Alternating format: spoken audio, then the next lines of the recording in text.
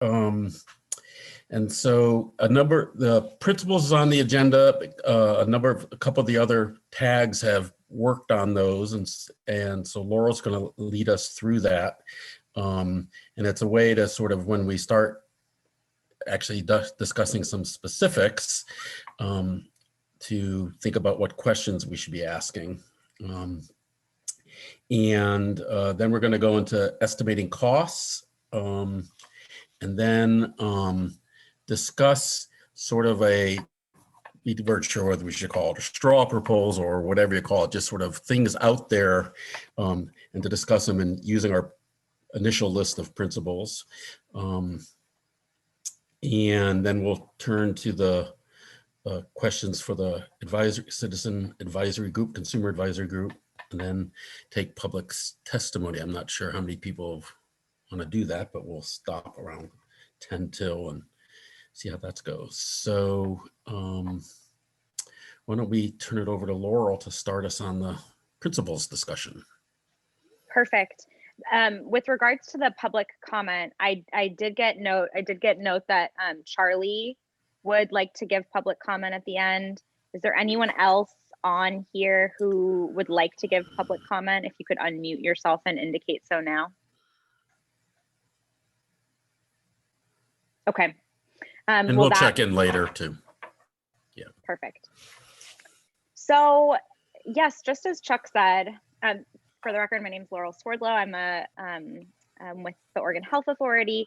As Chuck was indicating, both the provider reimbursement technical advisory group and the eligibility, benefits, and affordability tag found it useful to develop a set of principles or values that guided their thinking in the proposals that they developed.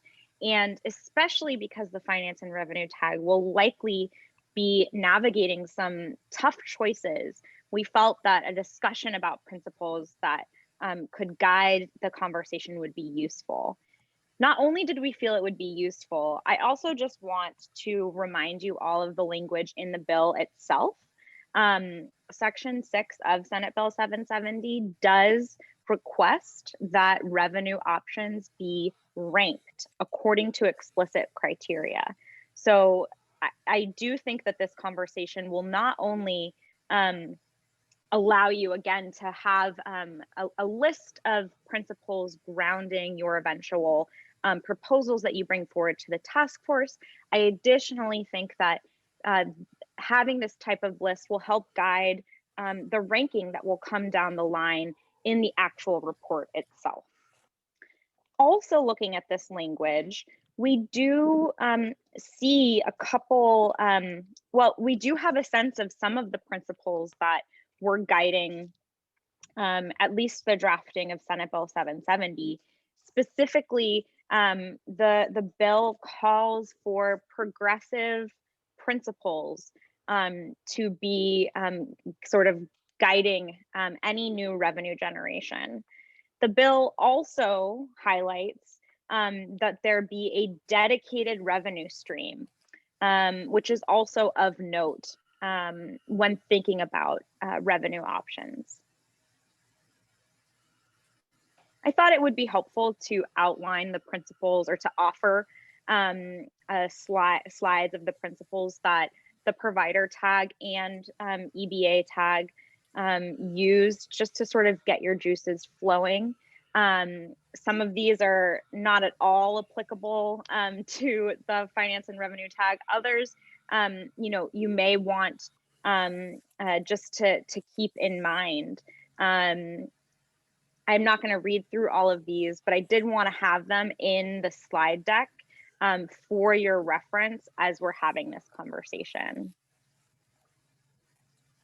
Similarly, this is, again, the EBA tag. The EBA tag, I wanted to include both of these because it highlights sort of the different approaches that these two different tags took in trying to have a list of principles or values that guide the decisions that those tags made.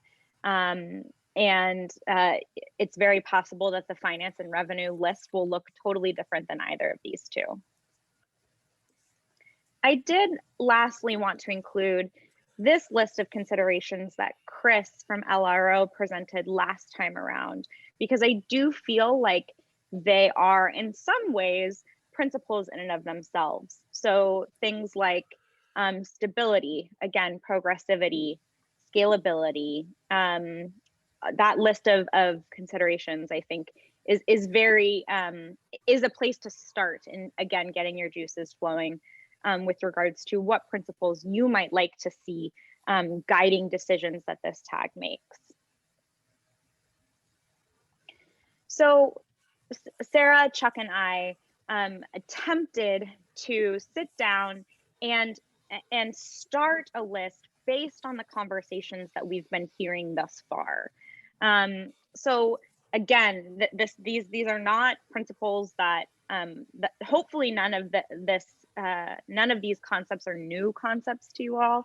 We did feel like we have heard reference to these principles over the course of the past 3 meetings. So walking through these, I'm just going to talk through quickly what these principles, the idea behind these principles that we heard from you all.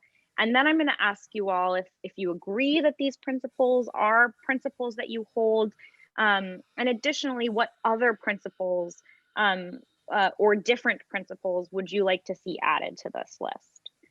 So starting with the first one, a progressive tax really seems to be, again, something that's explicitly called out in the bill itself. It's also a term that's been used throughout conversations over the past 3 meetings. We attempted to provide a very brief definition of this. A progressive tax is a tax rate that increases as the taxable amount increases. And so we can get more into progressivity and regressivity, but in our conversations, but we had definitely wanted to at least include this as one of the principles, given that it is included in the bill itself. Easy to understand seems to be again one of those that continually comes up in conversations about a new revenue stream. Really, is the new revenue stream easy to understand by those having to pay it? Transparency is definitely a value that I think that I know is kind of a core component of a single payer health system. And so easy to understand, transparent, we wanted to capture that concept here. Stability, that one's a little hard because, of course, no source is completely stable. And so I think we wanted to try to capture the idea that this new financing system can weather economic and demographic changes. Again, no source is stable. They all change over time based on economic activity or population changes. And so we think that having an eye towards what can be done to increase overall stability would be prudent.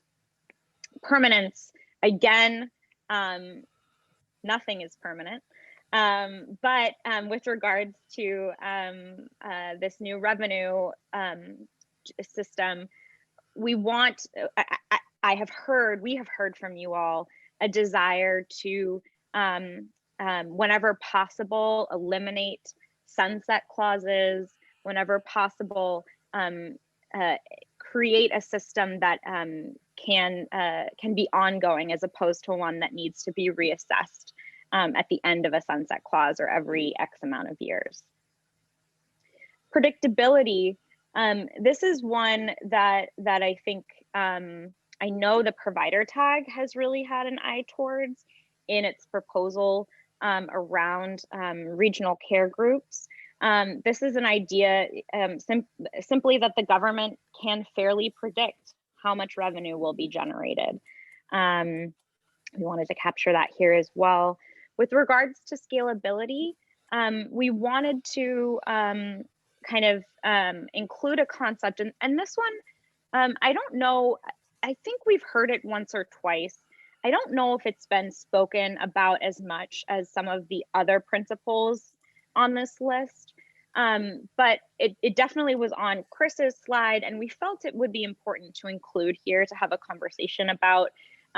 This is the idea that if universal healthcare implementation occurs over a period of time, are we considering a revenue source that can be scalable to full implementation?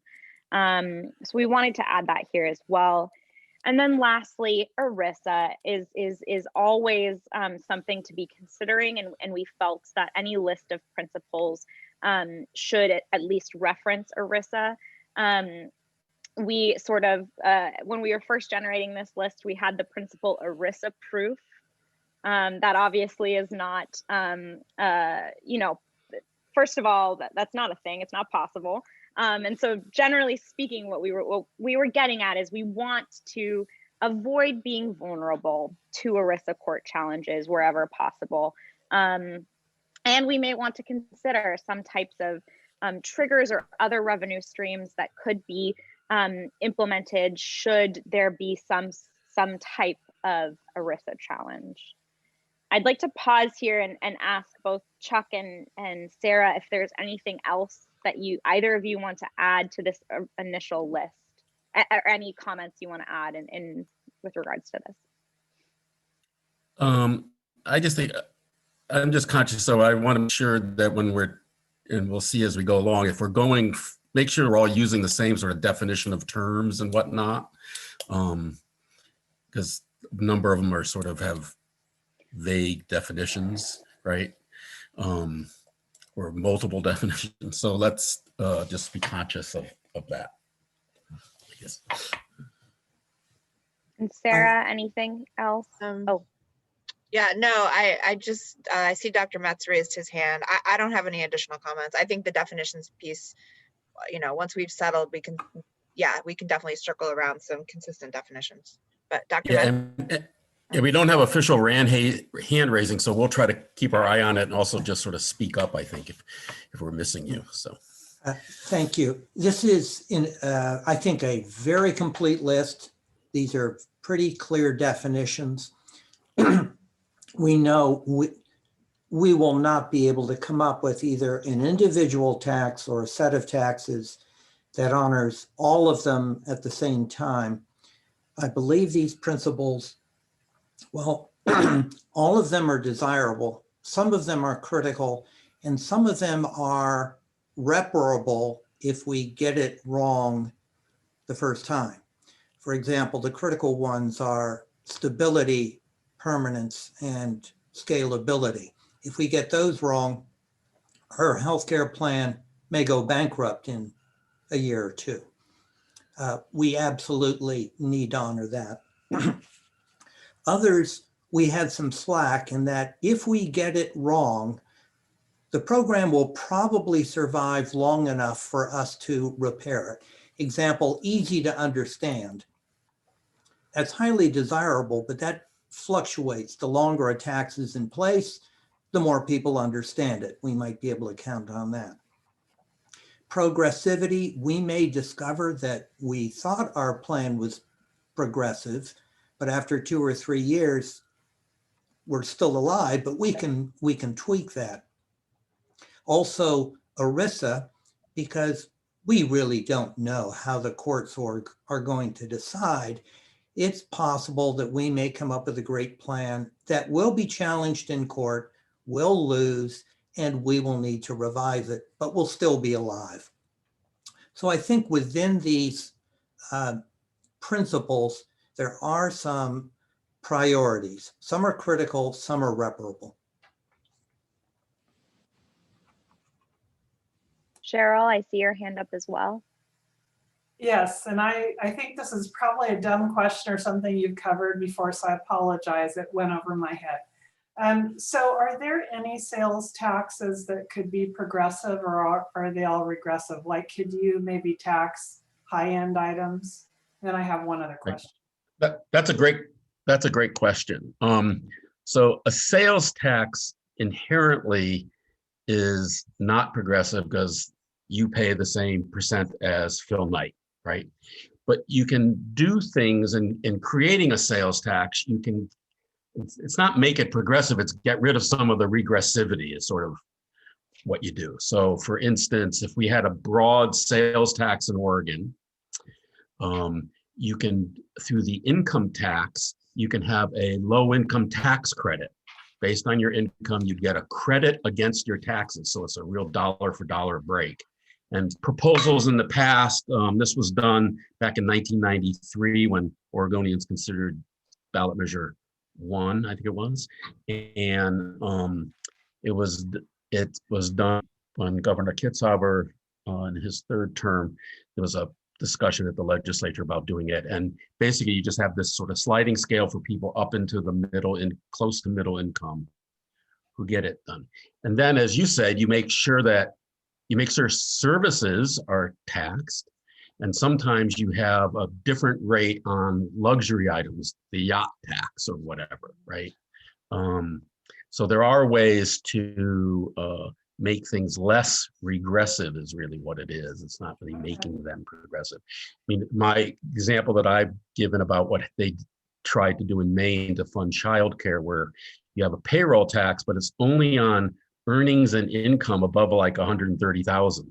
So it could be a flat tax at that point, and the 130,000 person can complain, well, I'm paying more than you 5 million person, but it's not happening on the lower income people. So it takes away that aggressivity. Okay, that makes sense. Thanks. So that's Chuck. sort of how you could do it. And then my other question is, could anybody give examples of an Erisa trigger that would cause a court challenge? I just am wanting to kind of figure out what that might be. I don't have an idea of that. Cheryl, I think I can give you a start on the answer. Erisa has to do with state regulation of insurance. It does not say that states can't tax whatever they damn well please. So Oregon can have a payroll tax of as much as voters and businesses will tolerate. There may be an Erisa concern if that payroll tax is specifically marked, say, to a trust. And there could be businesses that self-insure that say, this interferes with our ability to provide health insurance. But this is totally unknown. But this is, it's a new ocean that we're sailing in, and there aren't any maps. Right. I mean, a real clear one that would probably violate is if you had a payroll tax, but your tax rate is lower for employers' payroll where they don't provide insurance, but higher for those who do provide insurance. So it would be a interference with their providing insurance. So that would probably generate a challenge. Okay, that helps. Thank you. Glendora, did you have a question? Yes, thank you. I'm just thinking here of these principles and the underlying opposition that we will have to, or that we must consider, for each of these.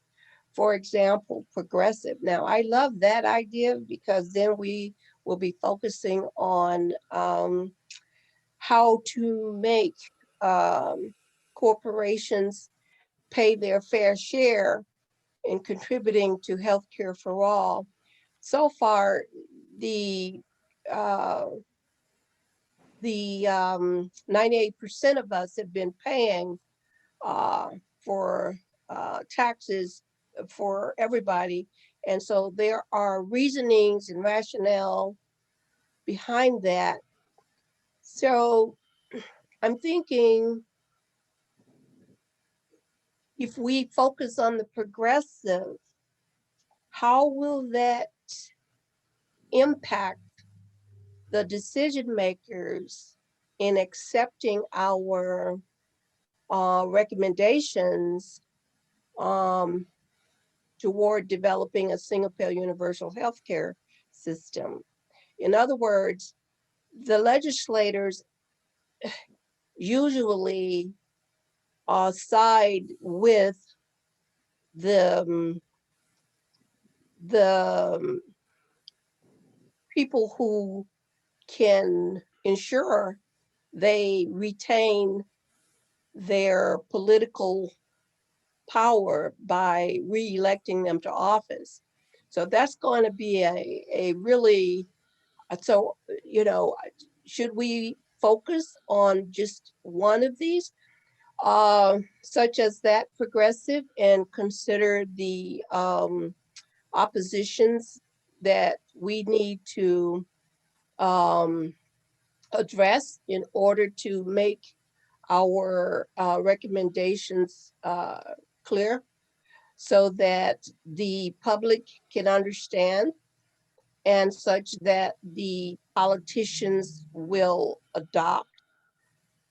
And as far as stability, I'm thinking there is no approach or model of any socioeconomic policy that is stable. However, we can create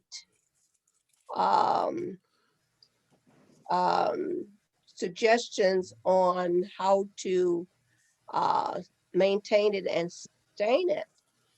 As with everything that's socially developed or that provides social services for the public, change over time. So as far as being predictable, I mean, at what areas of policy will enable our government to predict costs under the auspices of a cost benefit analysis. I don't know if that's making sense. I'm trying to figure out a way here how we go forward on choosing a principle that we can justify and argue for, that is going to make sense to we the people and the legislators. So far, the difficulty in establishing universal health care has been garnering the political will of our elected leaders and the big corporations. So, and as far as Erisa goes, if I recall correctly, isn't there a waiver that we have an option to bypass? Stop shaking your head, Laura. You interfere with my thoughts. Isn't there? Before I go on with this, I just need some clarification as to whether or not the state has an option to request a federal waiver so as to bypass the challenges that Erisa presents in us considering a universal system. Does that make sense? It does. I heard several questions or comments. Yeah. Chuck, did you want to kick us Yeah, off with some responses? Yeah, so on the last one on Erisa, there's no administrative waiver like Medicaid.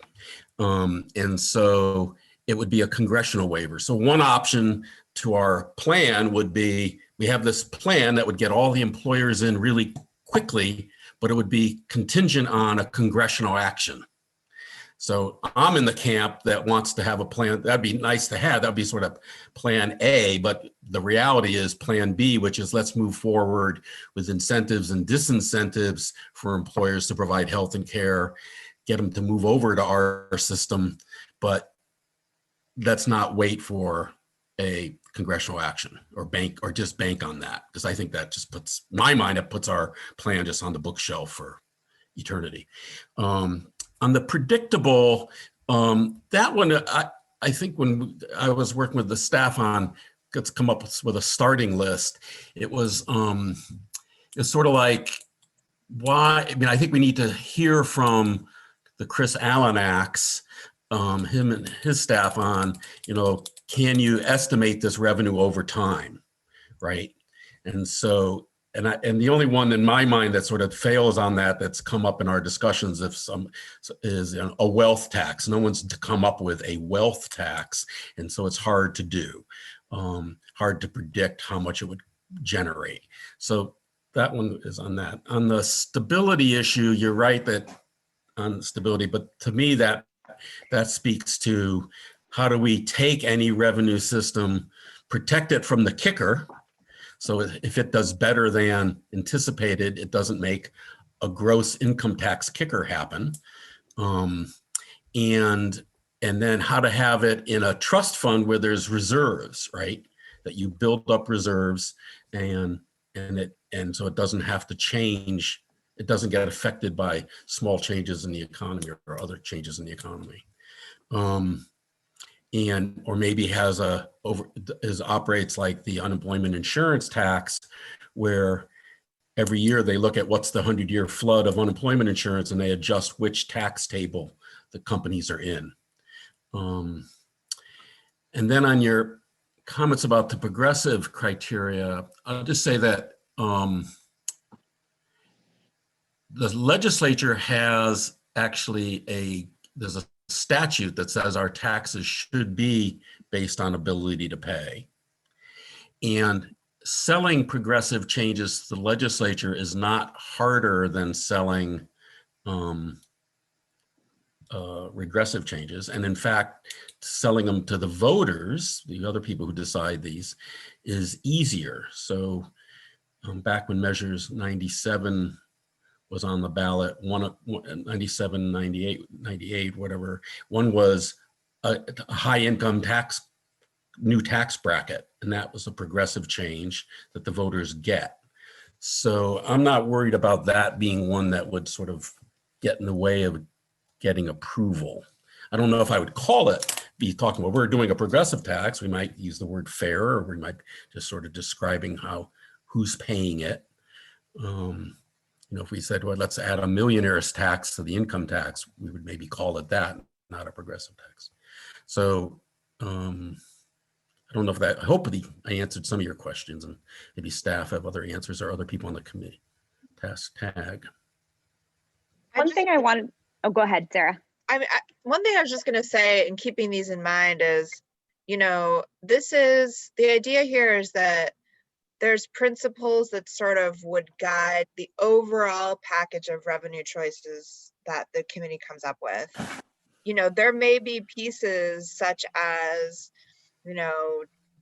tobacco tax, alcohol, beer and wine tax or something, that would not fit all of these categories. But as a package, as an overall proposal, I think the idea is the principles would generally describe how the tag is thinking about revenue ideas, as opposed to every idea has to tick off every single principle that the tag prioritizes.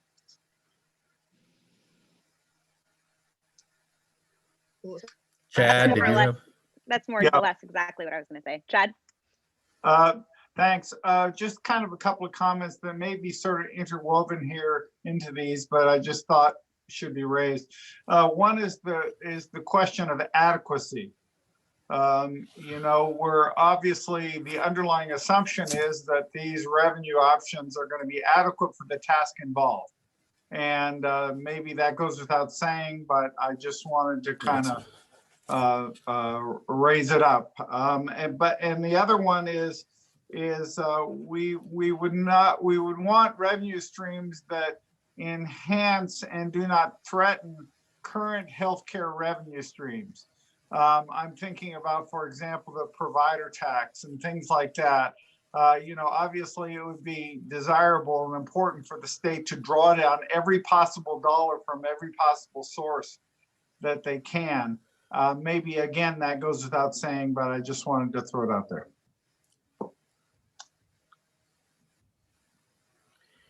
Yeah, and to Sarah's comment, I mean, I sort of think of these as like I've used decision matrices when, trying to hire someone. I say, well, how many of these checkboxes do each of the candidates fit off on, right? And I think when we look at different revenues, and to Chad's comment, it may be that, one of our recommendations is on the provider taxes not having the automatic sunset, right? So the legislature doesn't have to debate it every 4 years or whatever. So that's how I see those working. But you're absolutely right about adequacy. That's sort of. That feels like a principle that would definitely be worth, I think, adding to this list And it could be matched with, scalable and adequate and scalable, right? Yeah. I'd like to comment on an important point I think Sarah made that will help us. We will undoubtedly come up, well, Chuck, you mentioned this, we can come up with an individual tax that is not progressive, not easy to understand, etc. But when we put all of this together, we may discover that the entire package answers all of these. So I would suggest that when we talk about tax sources, we apply these principles later in our discussions, because we don't know how a new tax is going to affect a previous tax. I'm looking at the time here and I realize we have technically gone a bit over for this agenda item, but this is important. So I'm gonna, Les and Dr. Santa, if you guys could offer your thoughts, and then what I'm gonna ask you all is, Dwight. if you can, is Dwight's hand up as well? Yeah, okay. So we'll I think it's important to dedicate a little bit more time to this. Chuck, Sarah, does that sound right? Okay. And then I am going to ask you guys, as we're having conversations down the line, continue to highlight principles that may come up. So this is in no way kind of a set in stone list, but I'm glad that this is generating robust conversation. So I'll hand it over to Les. I will make mine quick. I was just going to, emphasize the maximizing federal dollars, which kind of goes with what we've already said. So perhaps it can be folded in with the adequate. Maybe I don't know if we want to announce to the feds, hey, we're going to try to get every buck we can from you, but I was just thinking about the 5% or so that are still out there and not covered, and I don't know if we know if they're Medicaid population or not. But just that we just try to maximize every federal dollar. And I don't know if we know how the feds will respond. So, to our proposal and how Medicaid would roll in with that. But I just think that falls under that adequate. So I'm going to leave it at that. And I think John's next. Yeah, Dr. Santa, go for it. Yeah, I'm not quite sure I heard the adequacy and enhancement piece. I would oppose a statement that suggested that this will enhance the revenue to the healthcare industry. I hope it doesn't, because we got to do something here. Something's got to give, and maybe I'm wrong, but I don't think we'd be saying that what we're doing will make more money for the pharmaceutical industry, or for the device industry, or for plastic surgeons, or so I'm a little uncomfortable with that one. May I, Dr. Chadwick, please let me know if I'm misrepresenting what you were saying. What I heard was a desire to be enhancing or maximizing existing revenue streams. Is that what you were getting at, or were you getting at right? Enhancing? I'm assuming that all of the revenue streams are coming into the state, John, and then going through our system, if you will. So any dollar that comes from the feds, any dollar that comes from the state, any dollar that comes from Mars, we want it to all come into the state and then follow through with our system. So there's nothing about this that I assume is directly bearing on the revenue of an individual provider. Okay.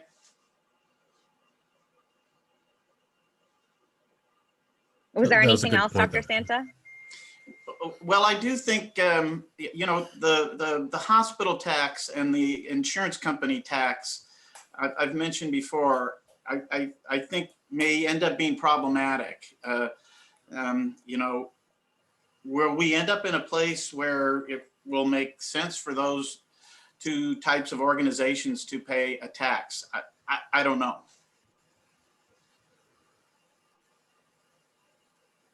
Well, now Dwight? that Dr. Chadwick has introduced the concept of a Mars tax or some sort of Mars revenue stream, I think we've just really opened up our creativity and available options. You There never is- know. Right. There is the Dwight, was there Monty, one last? Oh, I'm go sorry. ahead. there's the Monty Python ideal tax, which is a tax on foreign nationals living abroad. That's right. Dwight, go for it. Yeah, what I just wanted to comment, I think it may be woven in here, and it kind of ties into what Chuck was saying about we want to make sure it's protected from the kicker, and how do we treat it as a trust, whatever. But I think also I want to see this as a dedicated tax, that whatever is raised from this can't be rated because we need money to shore up something over here. But because when we talk about stability in the system, we need some kind of a fund that can kind of weather the storm, so to speak. So whatever is raised, if there's surplus, that needs to be dedicated to future needs somehow. I think So- that's a great point. So Sorry. go ahead. dedicated to the healthcare system. Yeah. Not Exactly. Yeah. Yeah. The tax and the surplus raised is dedicated. right. To Dwight's issue, I just spoke with someone at SAFE, which we have occasionally used as a model. They have 2 resource funds that total 4 times their annual budget.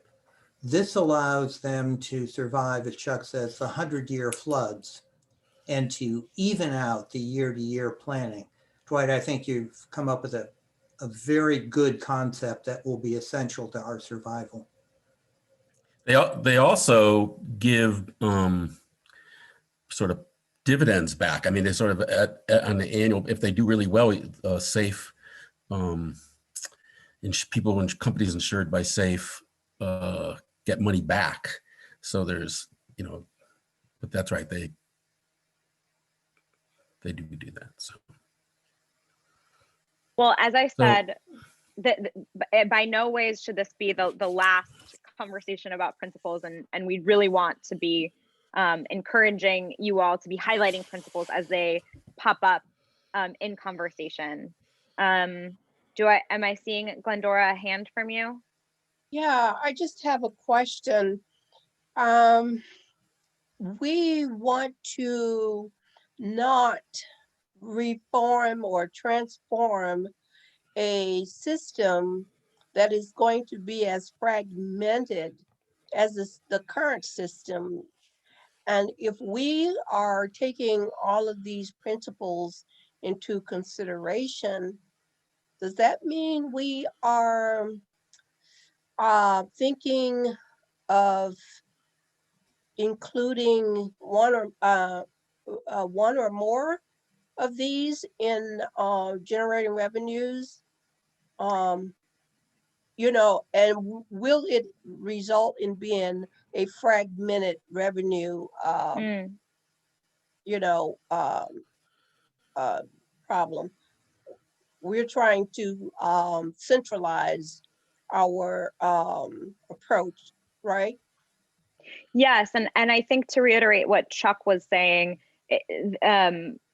this is kind of a list of things to be considering when we are reviewing options. So these aren't necessarily like rating, potentially they may become rating criteria that when we're reviewing, you know, 4 different revenue options, what things do we want to be considering in that ranking?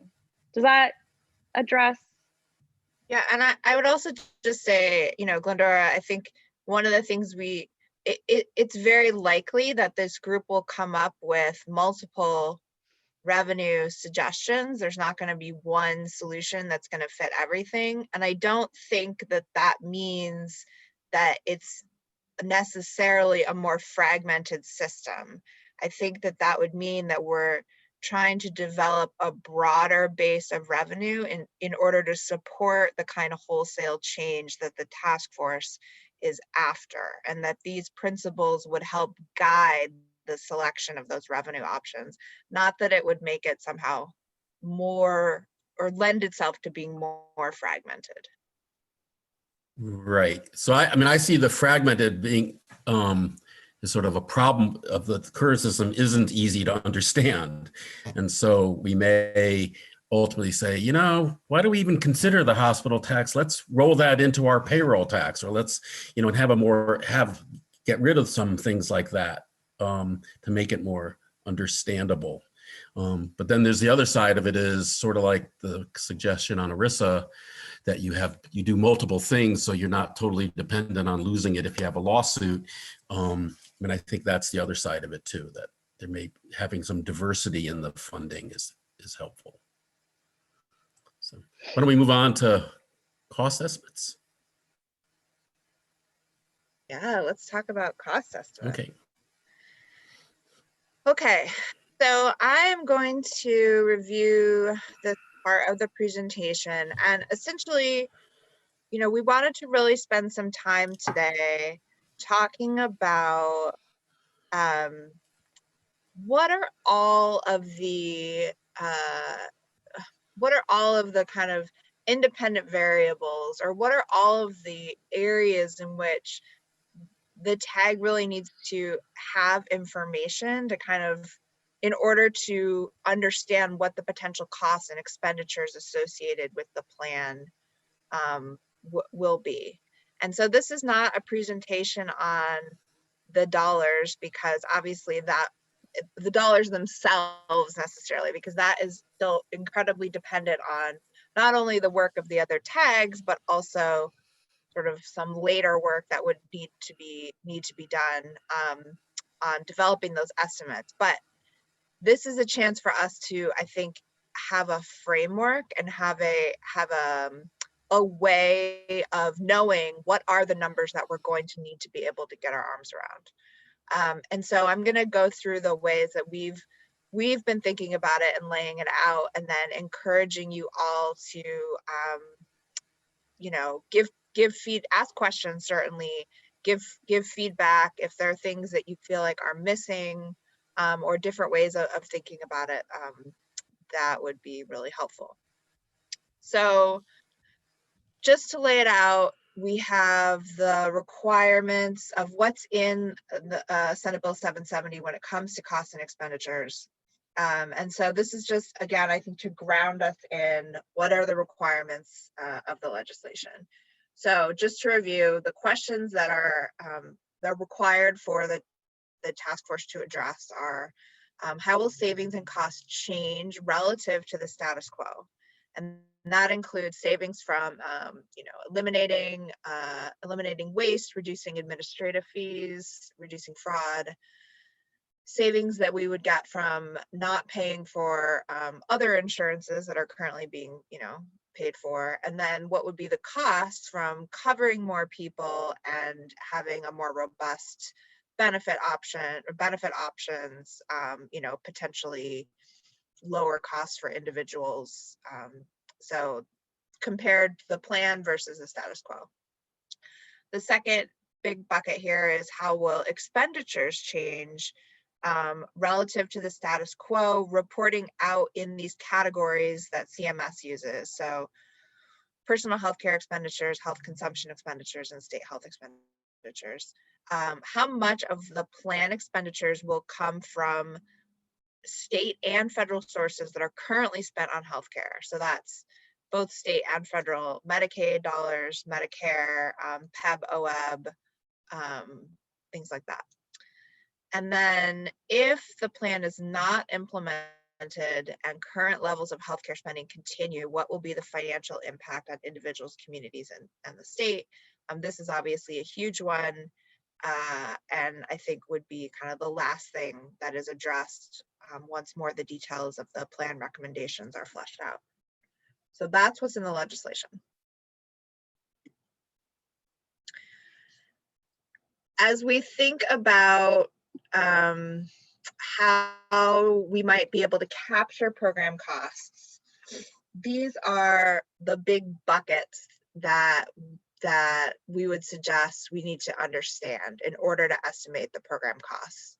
So we have who are the people that are going to be covered. We have the benefits that are going to be available. How are providers going to be paid, and what are those rates going to be? What will utilization look like? And then lastly, we have what are all of the administrative costs that will be associated with the plan. Next slide, please. Thank you.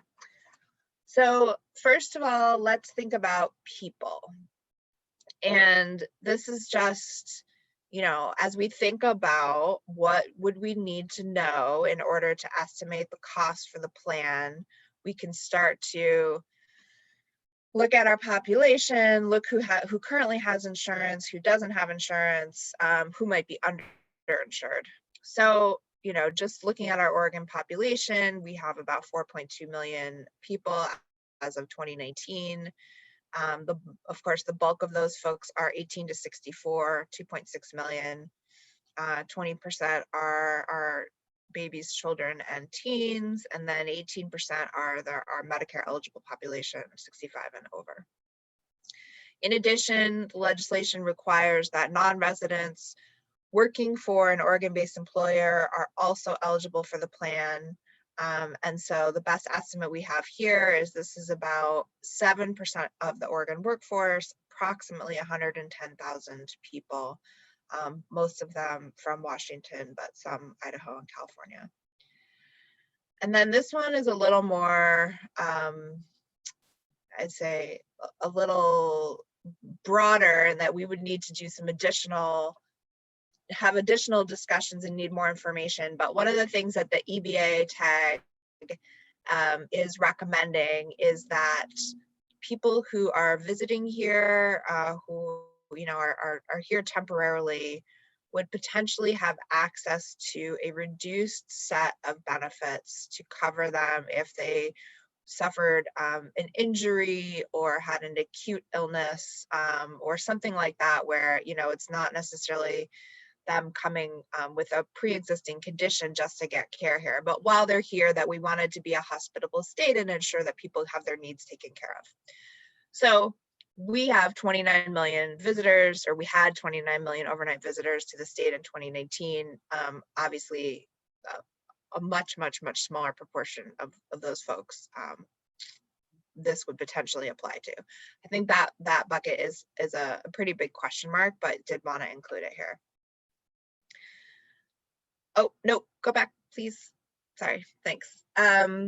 So if we're thinking about the uninsured, you know, we have the Oregon Health Insurance Survey data from 2019, which about 6% of Oregonians has said they were still uninsured. If you look at those who said they were ever uninsured for the whole year, that goes up to 10%. The bulk of those folks, or I should say, the age group where that mostly falls is in our young adults, 19 to 34-year-olds. The vast majority of those people who are currently uninsured are eligible for either OHP, that's about a fourth of them, or they are eligible for subsidies through the marketplace. And you know, in theory, a lot of people find that those subsidies would be insufficient for them to purchase coverage, or perhaps not worth it for them to purchase, you know, a lesser amount of coverage. But I think those are important to keep in mind. So currently we do have avenues for folks who are uninsured that just for many valid reasons are not being taken up. If everybody who was eligible for OHP was covered, we would have about 66,000 more people in Medicaid, and we would be eligible to get federal match dollars. So just some categories of folks that I think we want to be thinking about in the sort of people bucket for estimating costs. The next category here is benefits. So the EBA group is just, we're sort of mid-benefit conversation, and there's not a proposal on the table yet as far as what benefits might look like. But we do have some things that we can pretty easily slot into this as a starting point. So we know that, you know, the ACA requires a list of essential health benefits, you know, be covered for most like large group plans that are on the marketplace, or excuse me, group plans that are on the marketplace. And so they fall into these categories. So these are kind of like the basic buckets that we can look at as we're thinking about costs. Next slide, please. So that's sort of the basic ACA requirement. We then have, you know, every state has to have a benchmark plan. So we can look to Oregon's benchmark plan to see, you know, specifically what does our benchmark plan cover as a starting point for what might potentially be covered. It includes all the essential health benefits and goes into a little bit more detail. It's a little bit more expansive here in Oregon. Another place we can look to, and this would apply to folks who are, you know, this idea of kind of a reduced set of benefits for people who are visiting here and get sick, is travel medical insurance. So travel medical insurance really covers mostly urgent and emergent care. I think EBA has yet to talk about what their vision might be for this bucket of reduced benefits. My sense is it's probably going to go a little bit beyond urgent and emergent care. But looking as a starting place at something like travel medical insurance, you know, that's a place where we might be able to think about cost a little bit. Related to that, we have EMTALA, of course, which requires that emergency care be provided for really anybody, regardless of their resident status. Slightly different way of looking at costs here. If we're looking at qualified health plans, you know, the amount that people themselves are paying in premiums, of course, it's going to vary by where they are, the robustness of the coverage, and the age. So an example here is a 40-year-old woman in Multnomah County may be paying anywhere from $300 to, you know, nearly $600 a month. And then there's,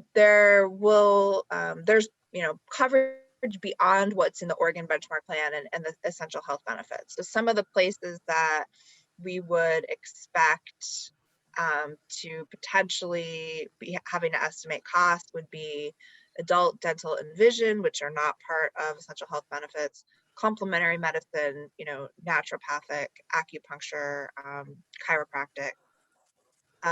Long-term care is a big one that I know kind of slipped it in here, but is certainly really probably deserves its whole own discussion. We did, you know, say at the task force did vote that the determinations on long-term care would belong with finance and revenue, and that certainly goes beyond anything required by the ACA. And then other benefits.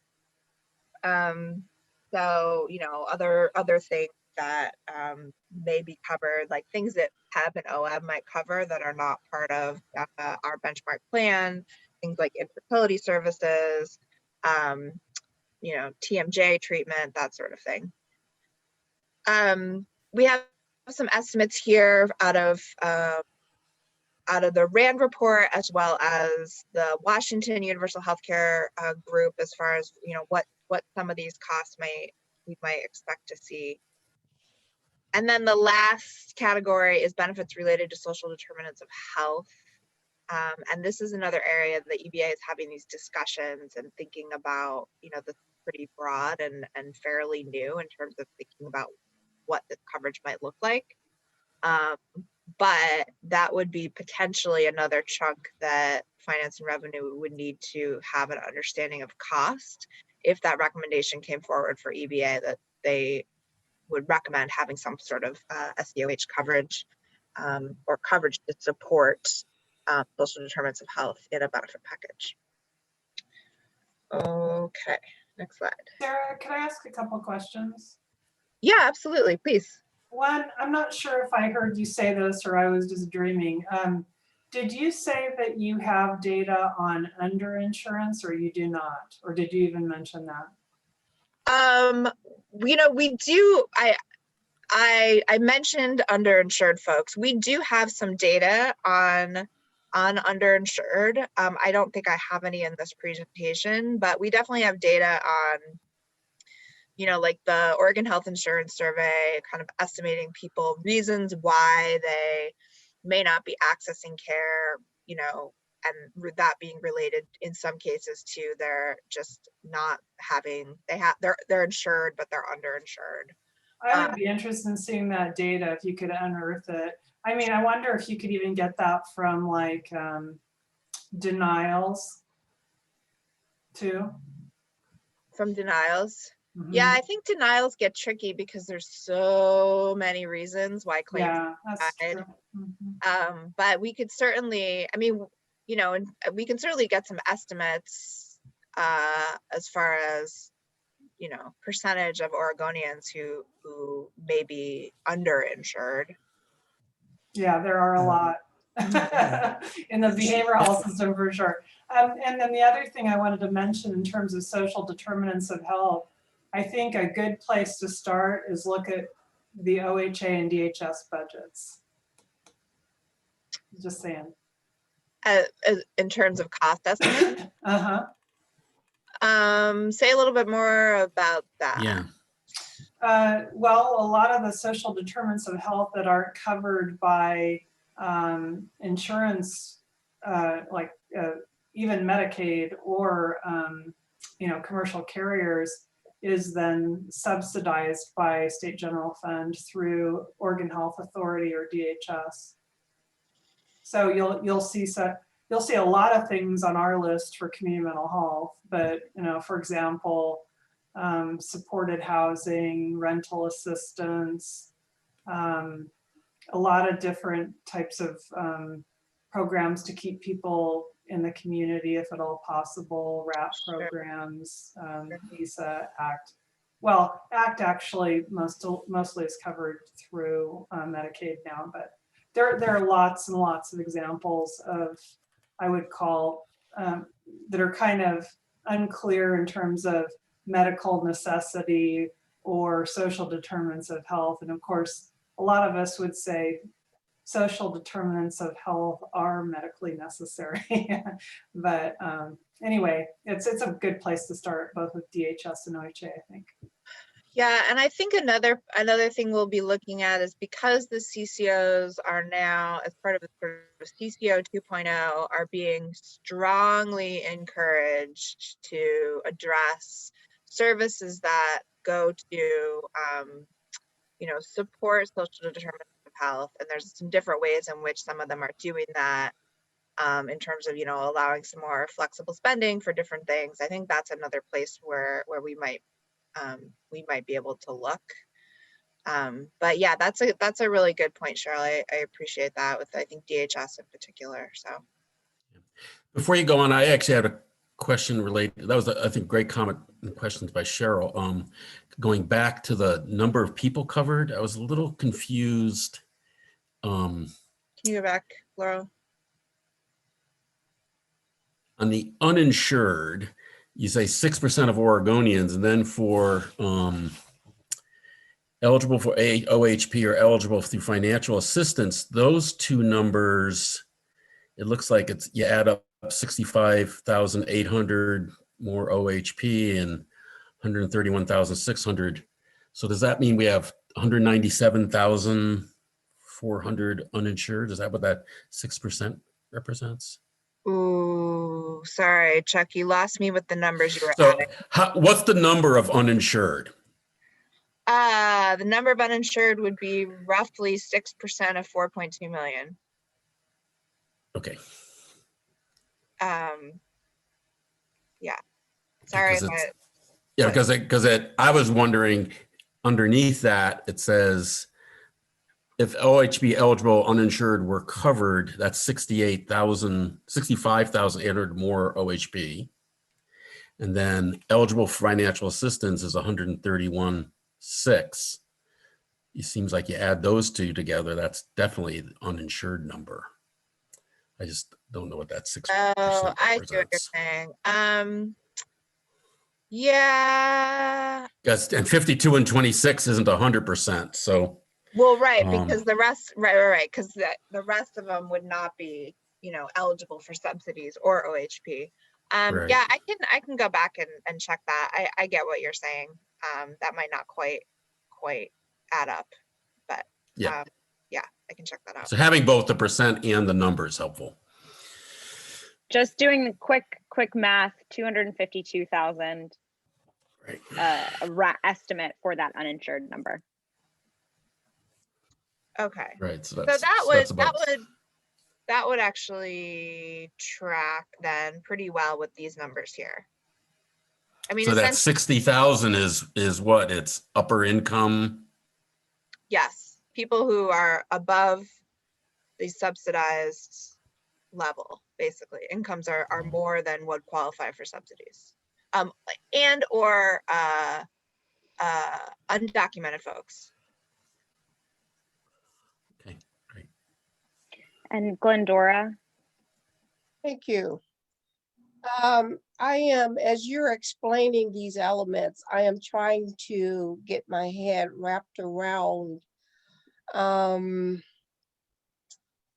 am I supposed to think about the different areas that you have explained. How am I supposed to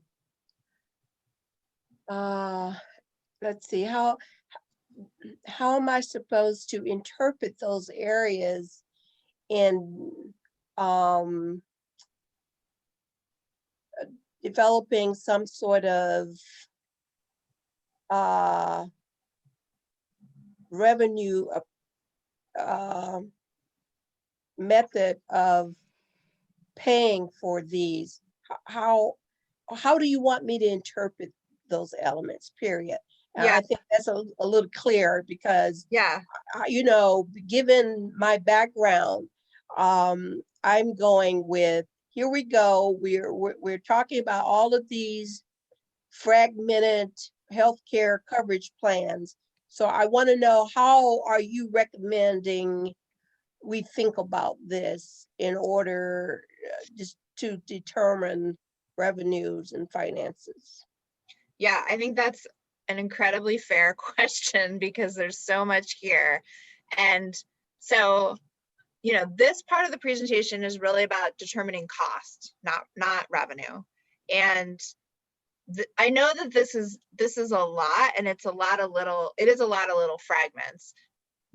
What I'm hoping to get out of this for each of these 5 basically categories of things.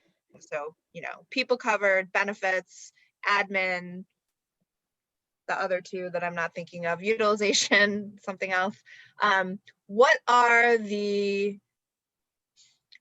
all basically the little what are all the categories that we need to be able to count, essentially, that we need to be able to capture in order to estimate cost? So like on this benefit slide, some of that will be determined with what comes out of EBA. But if EBA says, okay, here's a benefits package, we think everybody should have access to this package, and if you are a visitor and you get sick, we think those people should have access to this other package of benefits.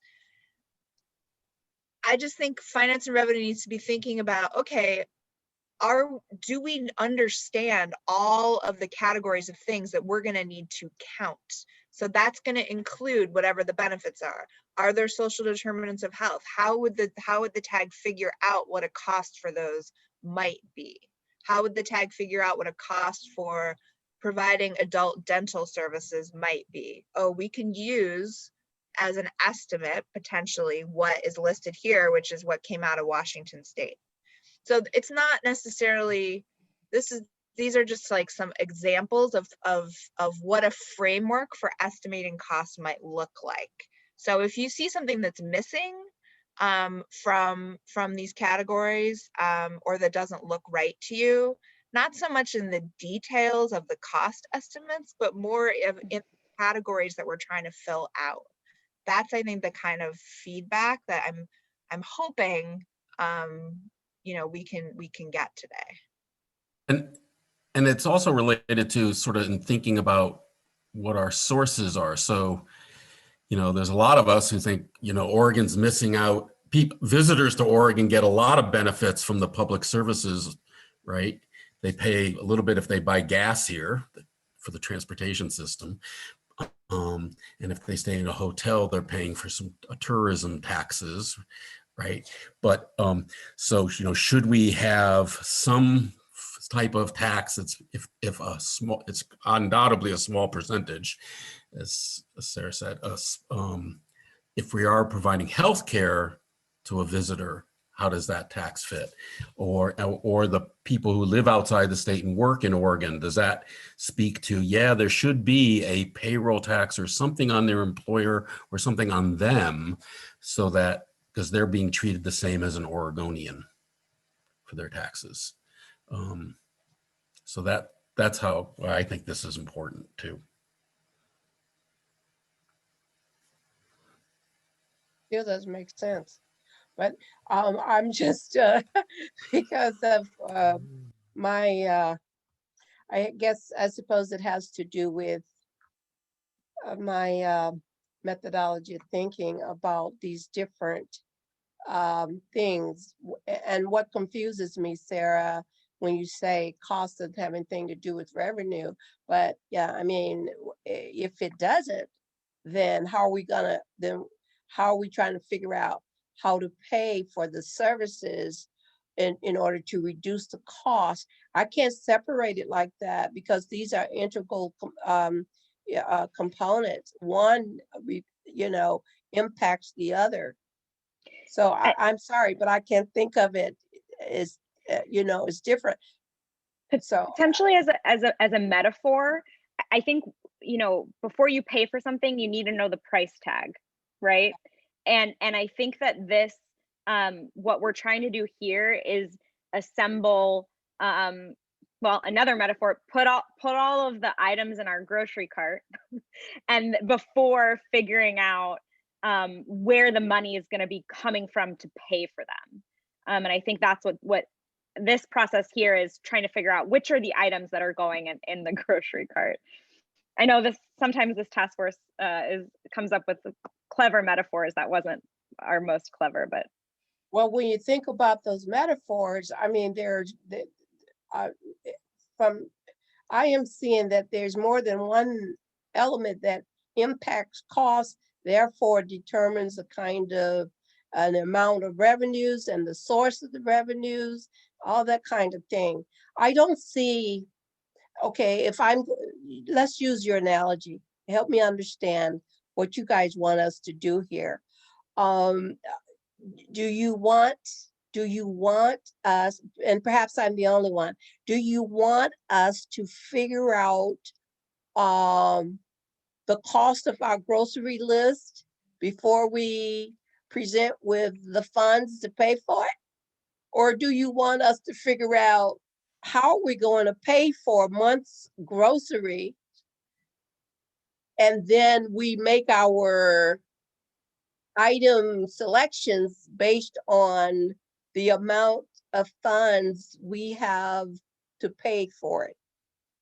Does that make sense? So I think we're just trying to outline a list of things that we are going to need to be thinking about in estimating cost. we will then turn to thinking about revenue. Unfortunately, we don't have the time to really do it in the linear fashion that you're proposing. Dr. Santa, I know you have your hand up.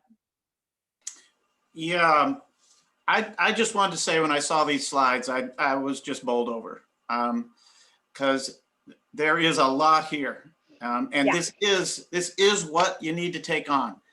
And Glenn, it is a giant jigsaw puzzle.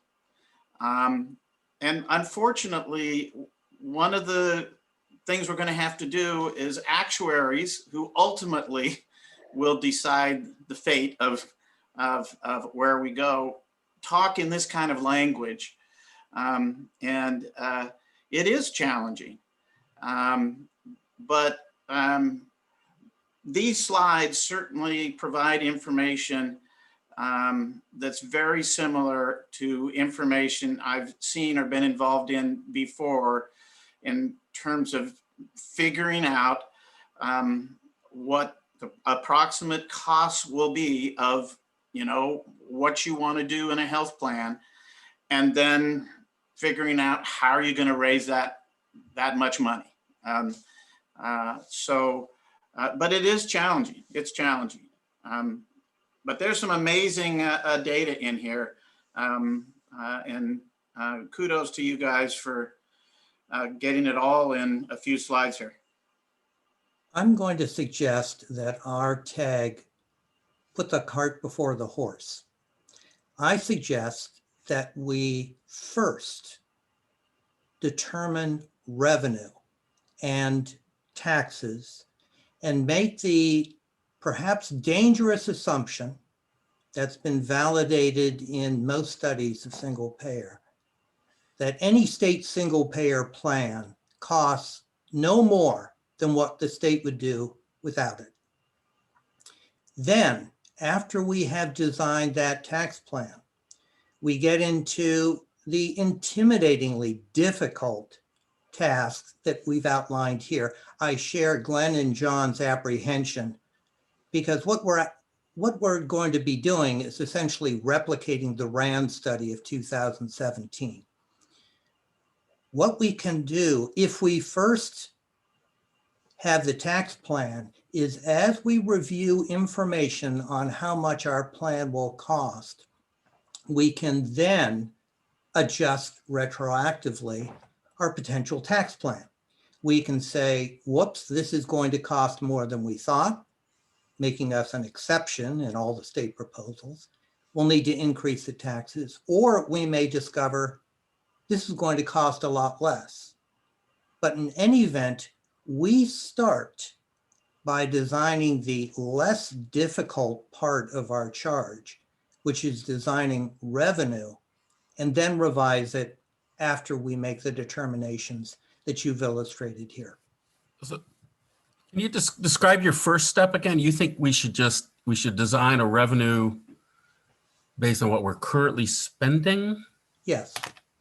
Okay, so that means take the current state budget and add to it all the money being spent by employees on copays and whatnot, by employers on providing care, by individuals purchasing insurance, and add all that stuff to it first?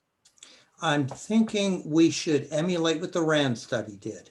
In 2017, they projected what the total costs of healthcare would be in Oregon. I believe it was in 2020. Then they calculated how much a single payer plan would cost, projecting it to 2020. It was a little bit less.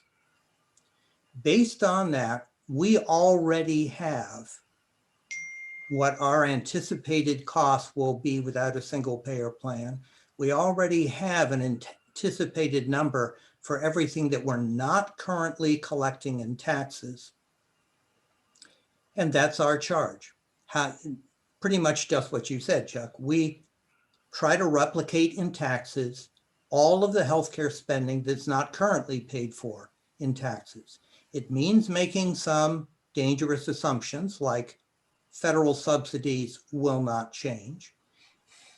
It means that we think that the increase in benefits and the number of people insured, the cost of that will be less than the amount that we will save in negotiated drugs and however we want to pay in administrative costs.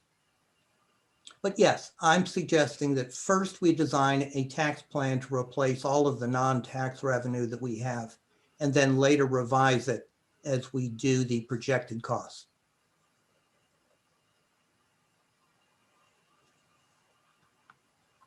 Okay, is- I think, yeah, Sam, I'm, in agreement with your approach. However, it would be helpful, perhaps I missed it, if you guys would share some pros and cons to these considerations. What I mean by that is, what is the benefit of covering costs for a service versus not covering? What is the benefit of foregoing the cost of a service versus not foregoing the cost of a service? Does that make sense? So that does make sense, Glendora, and I think it's an important concept to be that we can think about in lots of different conversations that this task force is going to be having.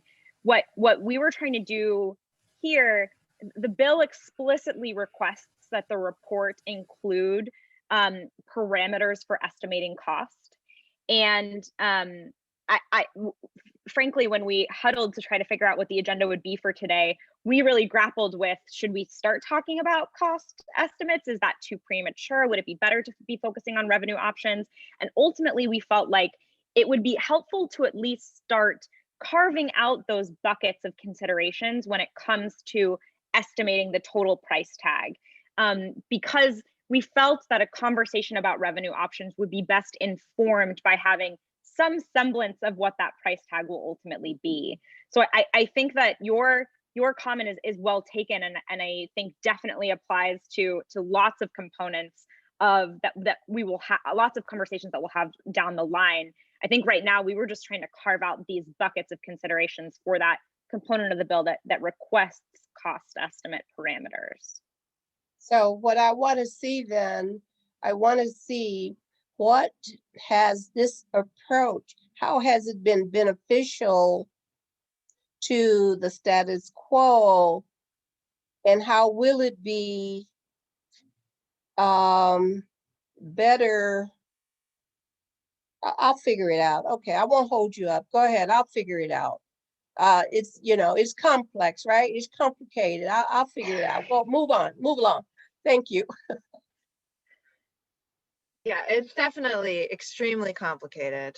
And what we're giving you here is not a crystal clear picture. It's us doing our best to kind of start to develop those categories that go into figuring out the cost. Don't worry about it. I think too, my questions have not been as clear as, for you guys to answer, but don't worry about it. I know what I need to do. I'll get there. Sam, I may be giving you a call, and Chuck, I have some ideas, right? So, okay, thanks. Yeah, absolutely. I just want to say, I think ultimately, if you want to approach this in a different order, I think that's kind of up to you. I think obviously, I think the information though, we're going to kind of go through it in this order, and we can have that conversation later. Yeah. Okay. So thinking about provider reimbursement, obviously another component of helping to determine cost. So generally speaking, provider reimbursement rates, Medicaid reimburses the least, commercial carriers reimburse the most, Medicare somewhere in the middle. If we're comparing commercial versus Medicare, you know, commercial is paying about double Medicare rates across different types of services, you know, anywhere from 140 to 260%. You know, 2.5 times for outpatient services, almost two times, double the rates for inpatient, and then about 1.5 times Medicare rates for physician services. Comparing Medicaid fee-for-service rates and Medicare rates, there's new data that just came out last week in Health Affairs about this. And this is Oregon specifically here. So we have Oregon Medicaid fee-for-service pays about 83% of Medicare. That's much higher than it is higher than the nationwide rate, which is 72%. It's also higher than other Medicaid expansion states, which tend to pay at lower rates compared to Medicare.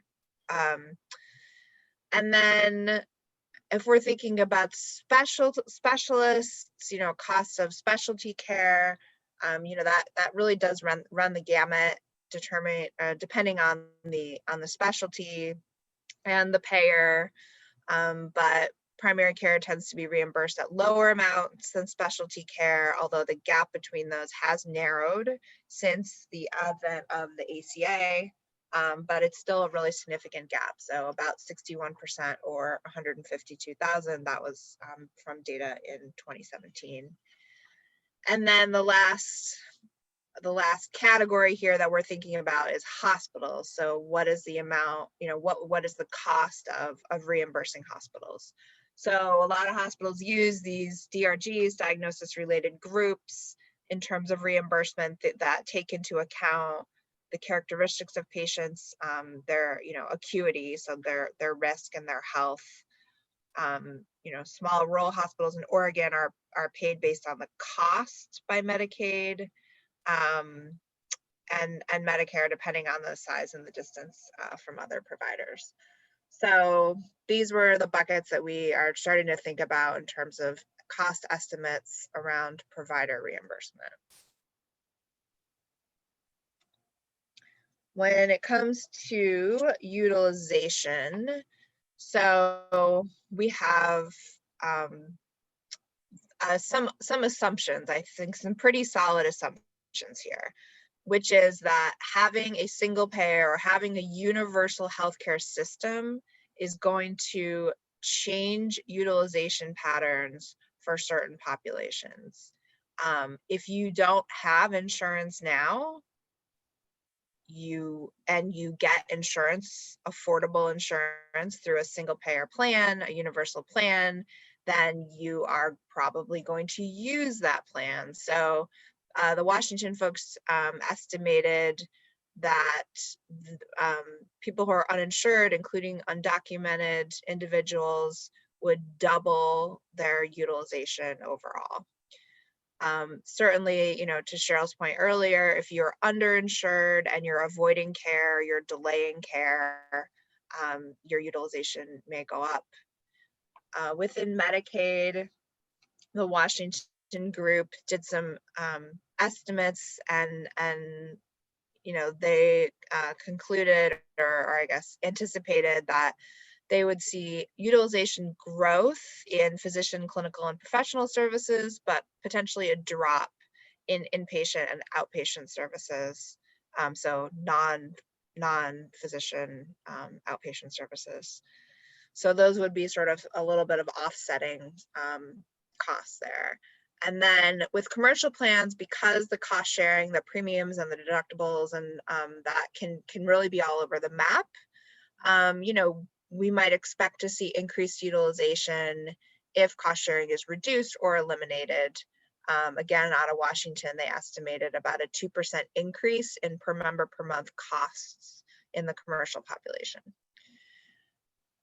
Other things, other elements of the plan that can be impacted by utilization.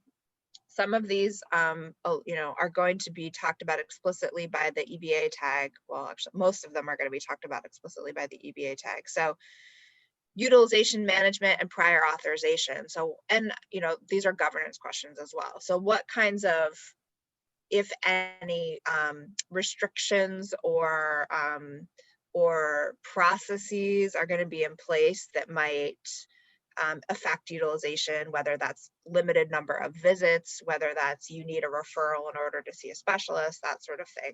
Not saying that any of those things will be part of the plan, but those are like levers, if you will, to potentially impact utilization. You know, cost sharing and, you know, whether that's copays, deductibles, premiums will impact utilization.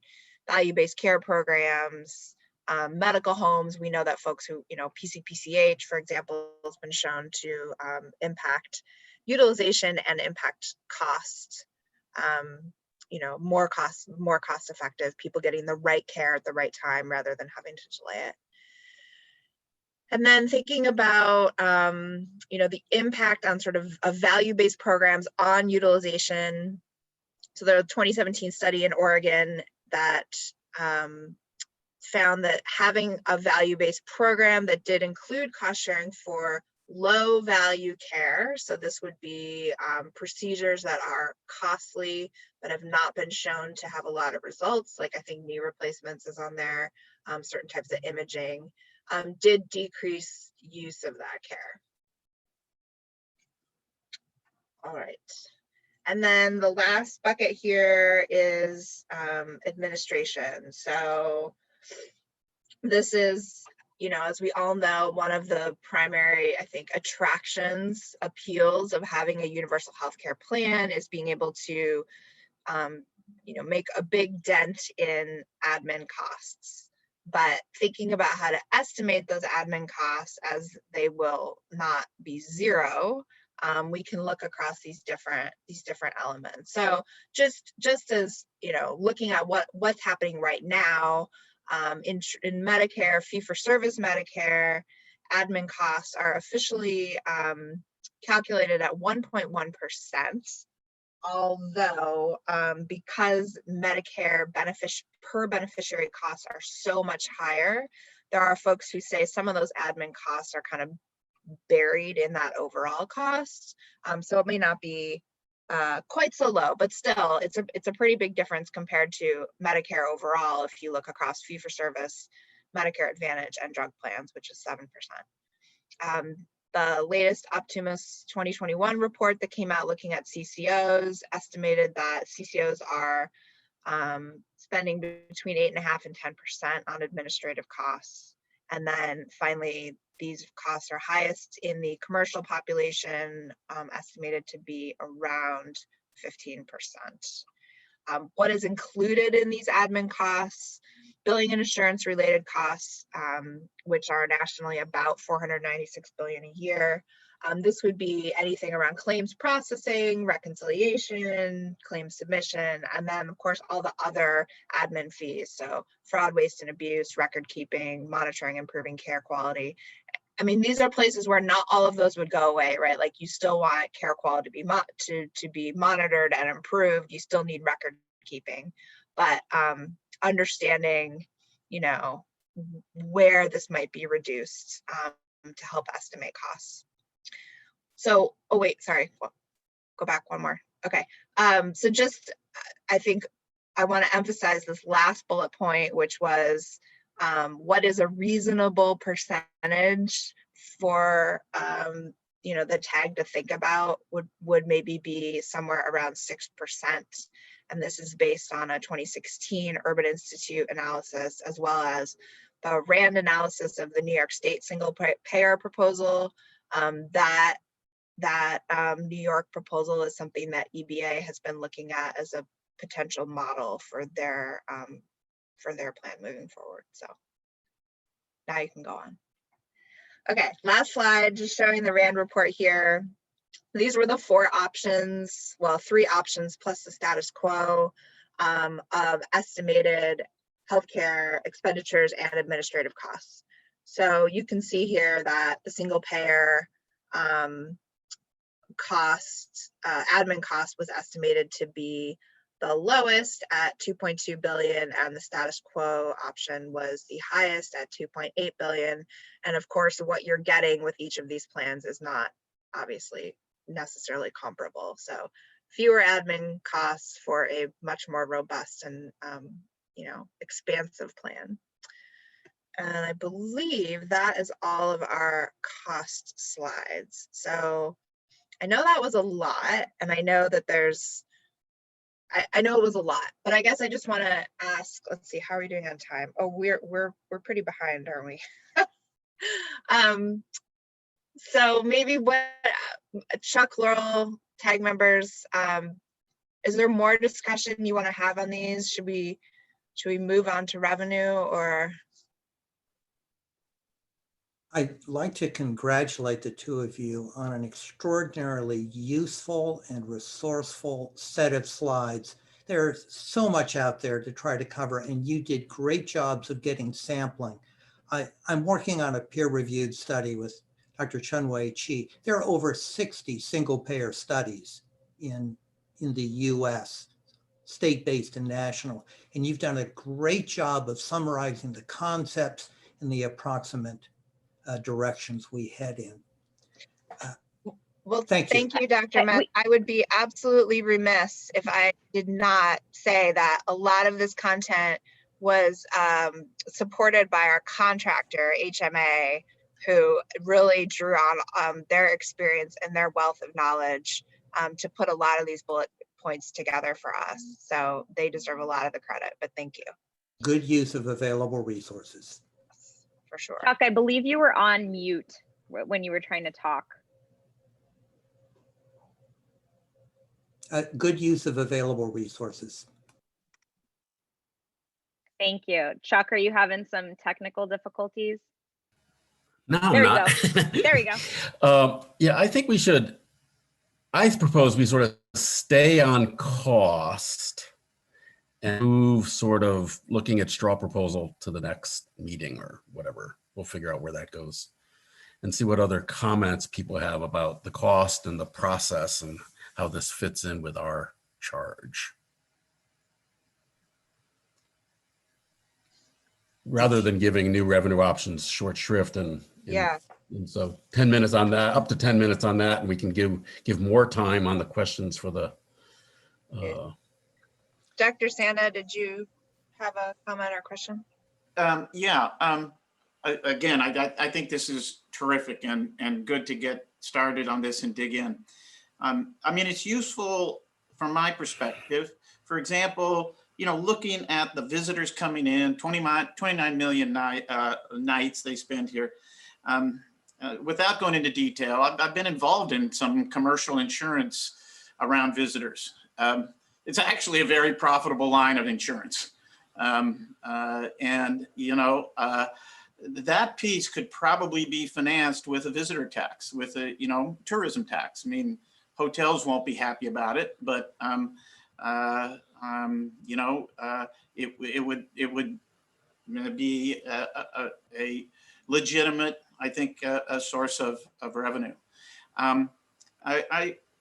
I think what we saw is mostly commercial. There's some Medicare and Medicaid in there.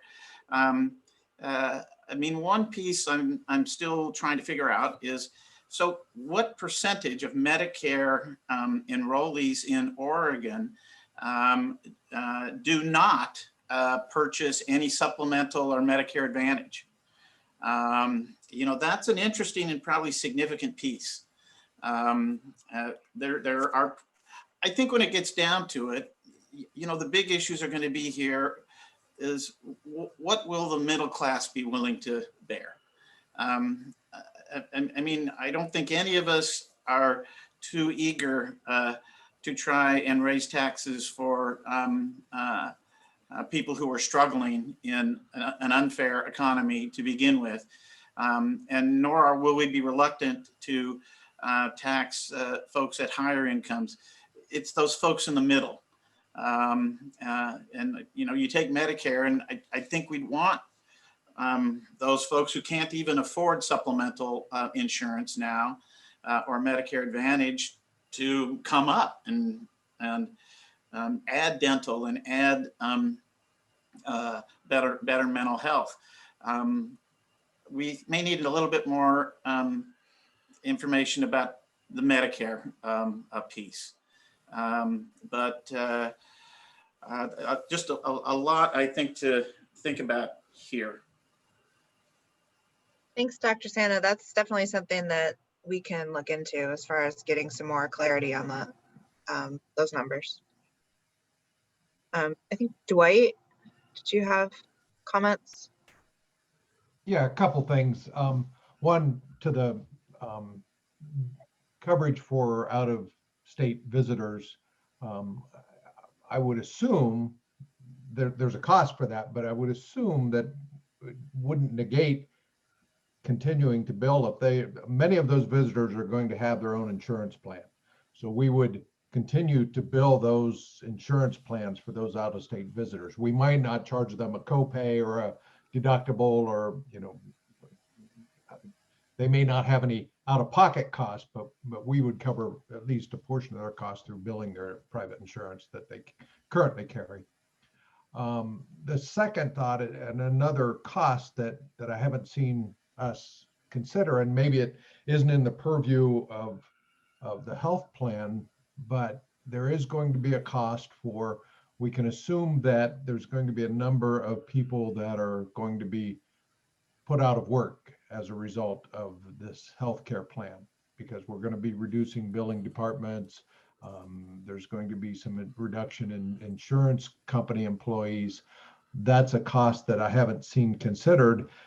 We may not be responsible for covering retraining, what have you, or maybe we will through a one-time charge to the health plan. But I think that's a cost that we need to consider to the state, that there is that cost as well. I don't know how we compute that or even to begin to estimate that, but I think that's another cost that we need to consider. Dwight, that retraining cost has been a part of all of Representative Michael Dembro's single payer bills that he's put in Oregon. So yes, it is commonplace to have a retraining cost added in. In Oregon, there are no hard numbers, but back of the envelope calculation is there might be 15,000 people in billing and in insurance who are flat out of a job. They can't be moved into something else. In a single payer system, if we were to implement it, ideally we'd provide some retraining. It's hard to retrain a biller to be an X-ray technician, but it can be done. The job market will be probably increased by 2 to 3 times as much in now needed medical personnel. And these poor people who are out of a job are at least in a favorable job market, and they and their families will have health care while they look for work. Mm-hmm. That's about as soft a landing as we can engineer when we're revising the largest industry in the world. Right. By the way, Chuck, I think it's a good idea to have a separate session devoted to revenue, and I'd like us to consider having an extra meeting between now and our next scheduled meeting so that we can have this kind of discussion about revenue. I think our conversations have not been frivolous on costs, and I think we really should dedicate as much time to revenue.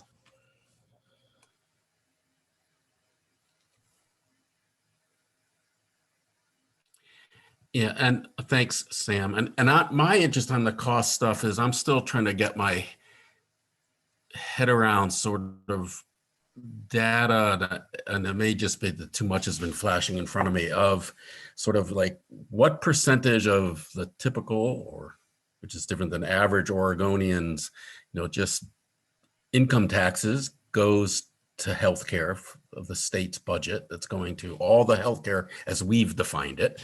And then good data on if some of people who have employer provided coverage, what's sort of their typical annual costs, so that we can look at, well, if we're having an incentive to get a business to stop buying insurance, how much is that potentially putting back into either their paycheck or picked up by our tax or whatnot.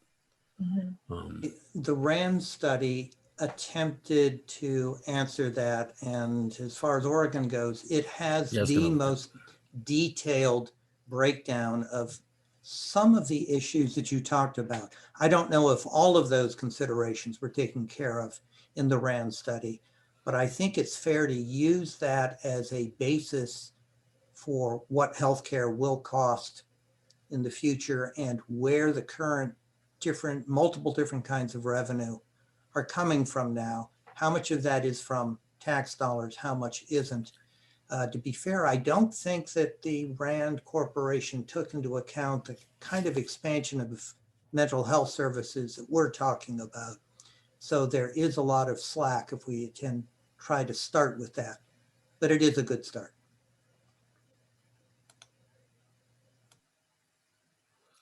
Other questions on estimating costs or comments, or do people want to move on to the question of the Consumer Advisory Committee?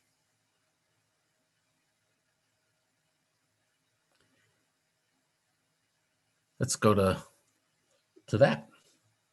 So, we committed to trying to spend every meeting coming up with what questions do we want to ask the CAC.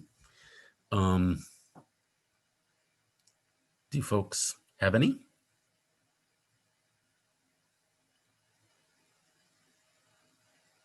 This is, and I think I brought it up before, but something I've been thinking about is again, how would they want an interaction to go in terms of their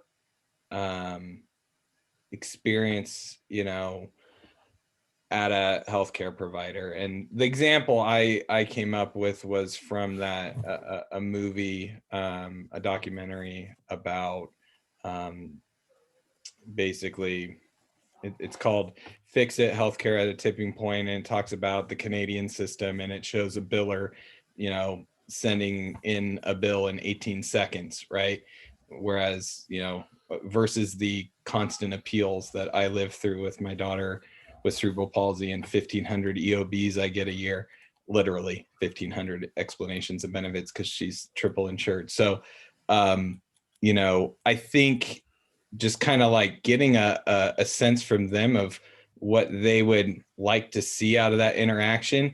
And I would say, if I was in that group, I would say, I don't want to have any interaction. And I think that maybe that's our goal. Like, there shouldn't be this interaction with the payment portion for at least a huge chunk of our healthcare industry. So I guess that's one thing I kind of want to send out to them. And they're blending my daughter's tube feeds right now, so I apologize for the noise in the background. I'm going to mute myself.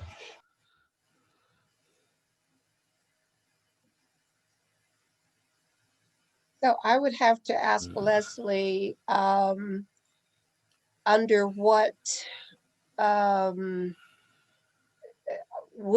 based on his question, is he expecting, what kind of information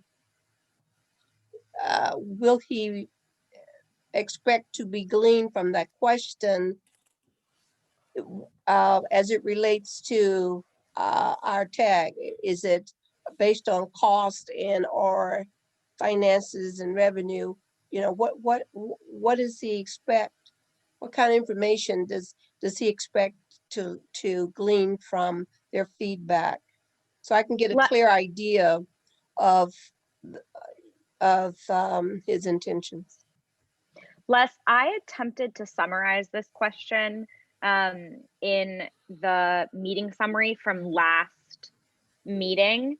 And I was just attempting to bring it up, and then I was told that something weird was happening with the slides because I'm sharing my screen. So what I can do is I can follow up with Les and Glendora and share the way that I tried to capture that question, and then Glendora again can edit so that it best fits the needs of the CAC. Does that sound helpful, Les? Yeah, I think that's a good idea. And I guess my short answer to Glendora is I wonder what their I just want to know what their expectation of our system is from the finance. What do they think it's supposed to operate like? Do they want no interaction, some interaction? What's their expectation of the finance piece of this? Or you know, because I think that there may be an area for traction. I can speak from my personal experience in the hours I spend on medical bills, that I think that's a selling point for our plan, that you won't be having to spend, you know, a large share of your time in medical bill appeal purgatory. So one of the questions I have is just sort of given I'd like them to hear about the principles discussion. And I'm sort of curious if we said to people, you all can individually think about how you pay for health insurance, whether it's your co-pays, whether it's a portion of or full amount of premium, or you're fully covered and you're paying for it through less income from your employer because your employer is providing it, less cash income. So thinking about how you're now paying for it, imagine that you're going to pay for it with one new sort of tax or system. Would you rather it be, you know, let's say it's one of the ideas is you just sort of raise our income tax rates by 5%. So instead of saying 4.75 is the first bracket, you'd raise that up to 5 or 5.1 or whatever. And you change the brackets and just know that a small portion of your income tax is going to healthcare for everything. Or do you feel like you want something that's more identifiable, like a sales tax, or more identifiable like a payroll tax, and sort of get their sense of that, and also their sense of which principles, you know, we talked about them as being just criteria that you always ask about. Are there any that are more important to them? So those are the sort of two things I'd be interested in hearing.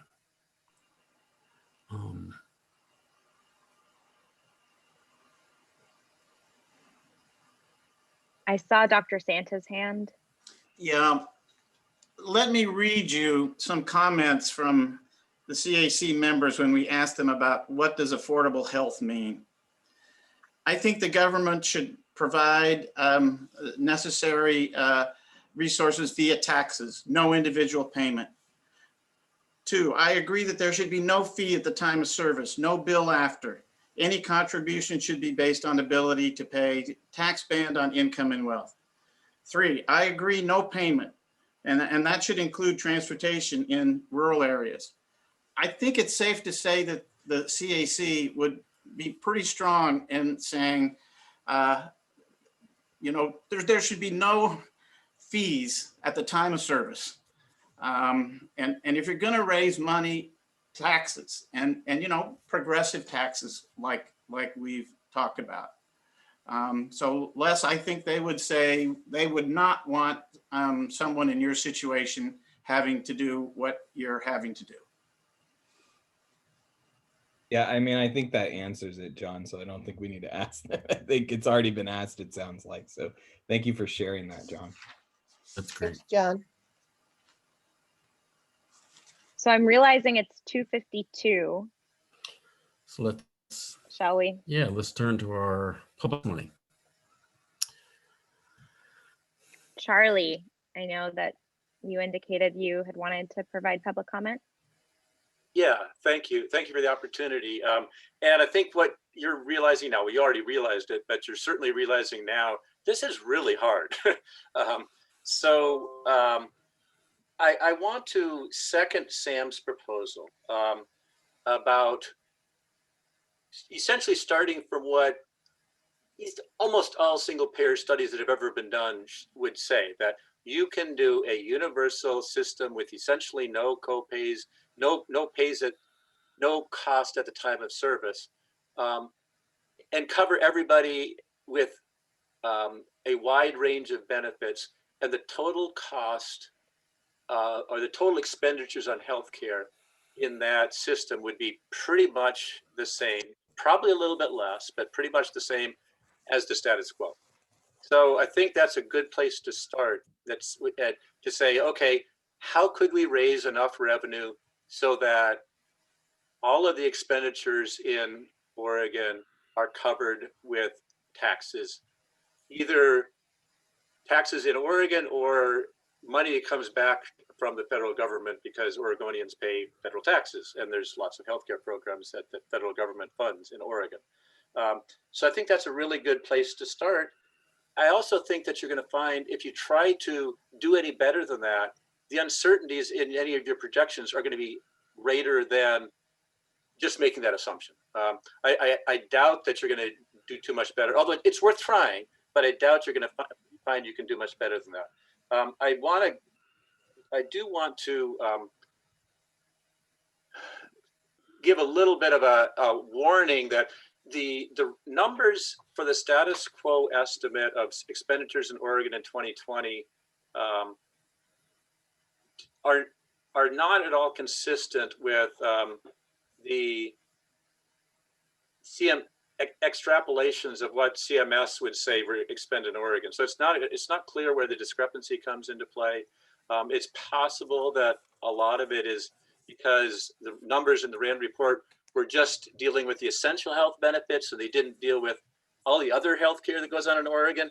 But that answer was never really given. So it's not clear why their number is so much smaller than what you would glean from the Center for the Medicaid, the National Health Expenditure estimates that were given in by Medicare, by CMS actually, Centers for Medicare and Medicaid Services.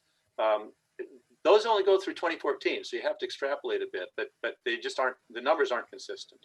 I do want to also iterate a comment that Sam made that most single payer studies do include transition costs, including retraining costs of those who lose their jobs.